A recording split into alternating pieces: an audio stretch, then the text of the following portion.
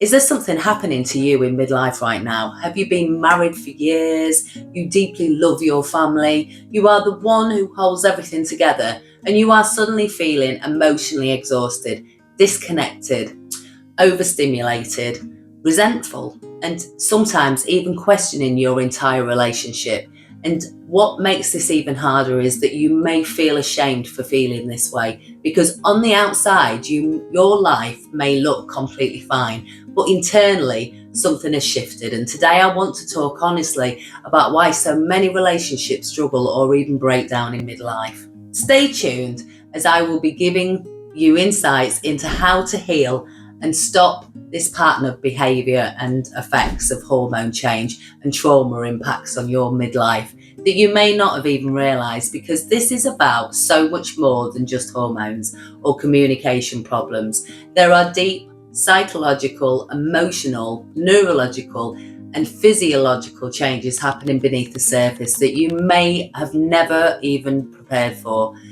I can honestly say this conversation I've lived through and is becoming more common than ever. So I'd just like to say, if you're new here, my name's Suzie, and as a 58-year-old woman and a therapist, on this channel we talk openly about emotional well-being, nervous system health, relationship, burnout, trauma, self-worth and emotional realities many women silently carry in midlife. So if this sounds like your kind of space, you are very welcome here. Please like and subscribe to my new YouTube channel so I can reach more ladies and help them heal and give them hope to be able to blossom into our beautiful, authentic selves. Why midlife changes relationships? One of the biggest misconceptions about midlife is that women suddenly become too emotional or difficult. But actually, what I see happening is that women reach the point where their nervous system simply cannot continue carrying the same emotional load anymore. For years, you may have been caregiving, people pleasing, emotionally managing households, over functioning, holding families together, and coping silently, and eventually your body starts keeping the score.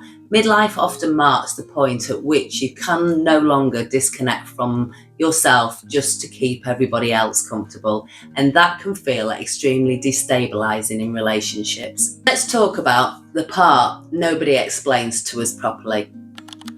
Hormones absolutely matter. During menopause and perimenopause, levels of estrogen and progesterone fluctuate significantly. And these hormones don't only affect periods, they affect serotonin, dopamine, cortisol, sleep, emotional regulation, stress tolerance, brain fog, sensory overwhelm, libido, and nervous system sensitivity.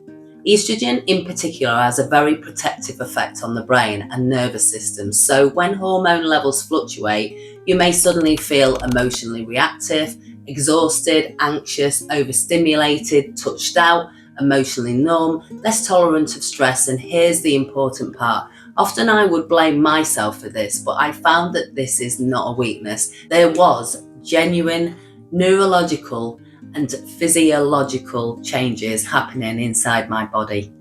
And when this is happening to you alongside years of emotional overload, the nervous system can begin moving into chronic survival mode.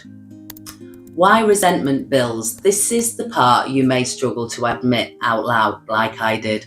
Midlife can bring the resentment to the surface, not because you may suddenly become ungrateful, but because exhaustion removes the ability to continue suppressing unmet needs. And you may realise, like I did, I've spent years taking care of everybody else while abandoning myself. This realisation can feel incredibly painful and hurtful, especially if emotional labour has been unequal, communication has been poor, boundaries never existed, trauma created people-pleasing patterns, and a woman's identity becomes entirely based on being needed. And this is why midlife becomes a huge awakening period. I began asking, what do I actually need?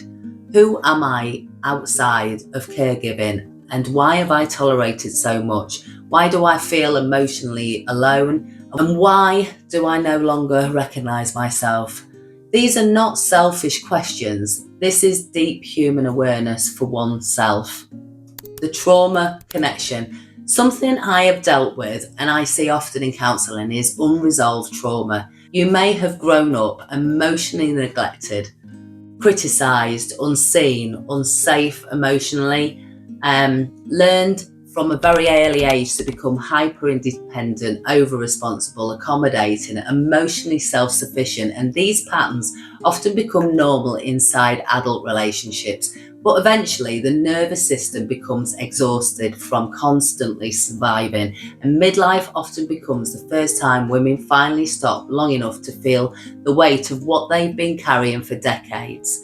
And that can bring grief, anger, emotional numbness, anxiety, identity confusion, relationship dissatisfaction, and not because you're broken, but because your nervous system is asking you to change. Relationships often struggle in midlife because both people are changing, and if emotional connection, communication, support, or self-awareness has been missing for years, midlife tends to expose what was already there beneath that surface.